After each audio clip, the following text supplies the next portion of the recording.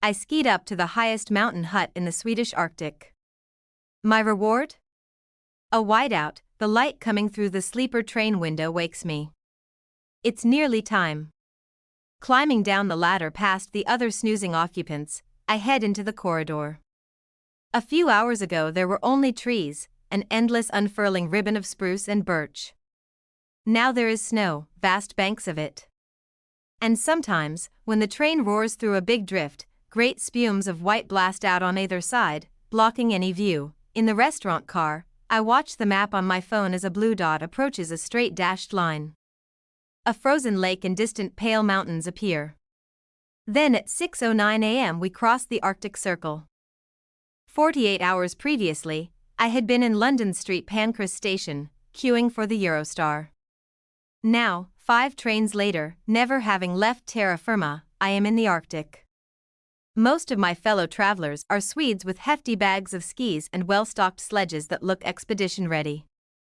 With their weathered faces and lean muscle, they look intimidatingly capable. My plan is a mini-expedition of my own, to ski to the highest mountain hut in the Swedish Arctic and get back down in one piece. Because I have never used the particular type of skis required for going uphill, the plan seems ambitious. The train passes through the mining town of Kiruna, then skirts the 43-mile, 70 kilometers long lake of Torntrask. A pair of moose graze on the stunted birch trees. There are no more pines, we have passed beyond their limit of endurance. All around is the ethereal pale beauty of the hills, their summits soft with wind-puffed quiffs of snow powder. At Björkliden, I disembark. The ski station is right next to the railway, which has almost reached its northernmost limit, curling through one more ski village, Riksgränsen, before heading west to the Norwegian port of Narvik.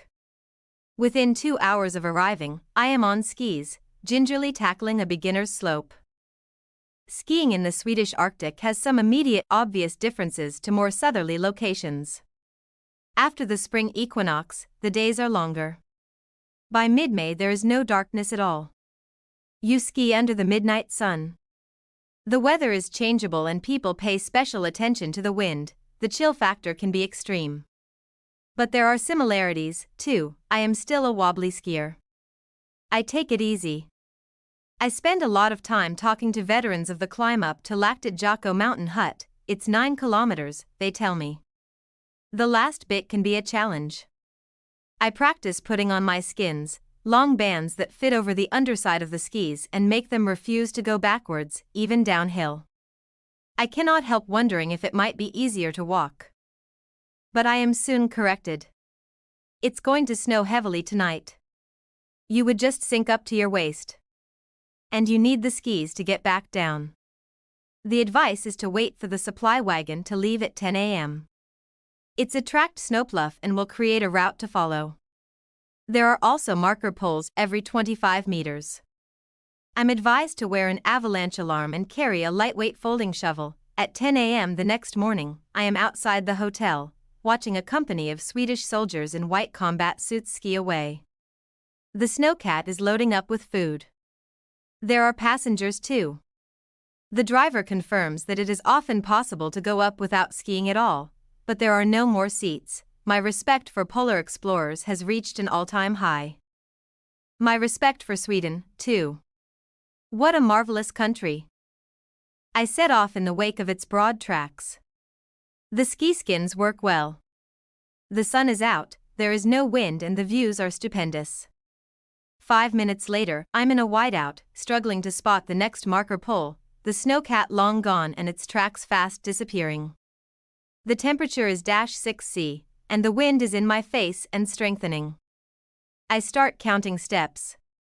Despite the cold, I am down to 2 layers of clothing, wishing I had remembered the advice of the explorer Leo Huding, be bold, start cold. My respect for polar explorers has reached an all-time high. My respect for Sweden, too. What a marvelous country. They trust people to know their limits, look after themselves and be as tough as reindeer jerky. In my case, I'm not sure their trust is entirely well placed. The final climb, as promised, is a tough one, but then the hut comes into sight, almost buried in snow, looking like the last frozen outpost on the far side of a freezing galaxy. It takes time to find the door. Inside, the custodians, Vilma and Kiki, are preparing waffles with cloudberry jam, and the log burner in the snug is roaring. This astonishing retreat was constructed in the late 1930s and is now an acknowledged classic of its type, with simple bunk rooms, cozy public areas, and a sauna. The only other guests are Martin and Johan, local skiers who have just made the harder ascent from Riksgränsen. I munch through a plate of waffles. The top of the mountain is a tantalizing 200 meters above the hut. I really want to make it. Don't ski, advises Vilma. Use snowshoes and just keep heading north. When blue sky reappears, I strap on the snowshoes and set off. I manage about 100 meters of the climb before the whiteout returns. Using a compass I plod on, but the lack of any visible markers is playing weird tricks on me. I spot a snowmobile up ahead, manned by 2 soldiers, but as I approach, the soldiers transform into swans and fly away. At that moment, I walk face first into a snowbank. I spot a snowmobile, manned by 2 soldiers, but as I approach, they transform into swans. This is my initiation into whiteout disorientation. Some skiers have reported feeling that they are moving when stationary, others, the opposite. Unhindered by visual reference points, the brain constructs its own reality. I check my altimeter. I am 30 meters below the summit, but I can't see how to get around this snowbank. My own tracks are now disappearing, so I return to the hut on a compass bearing and reward myself with more waffles. The few day trippers are gone, the fire is warm and the storm outside howling. Martin and Johan watch the weather anxiously from their armchairs. Look, shouts Martin at one point, blue sky. I think it's clearing. But by the time he reaches the window, the whiteout has resumed. The evening passes in a fug of beer, stories and laughter. In the morning, the storm is still raging when the snowcat arrives. Martin and Johan are willing to ski down with me, but fearing I will hold them up, I cadge a lift. The next day, I move to Riksgränsen.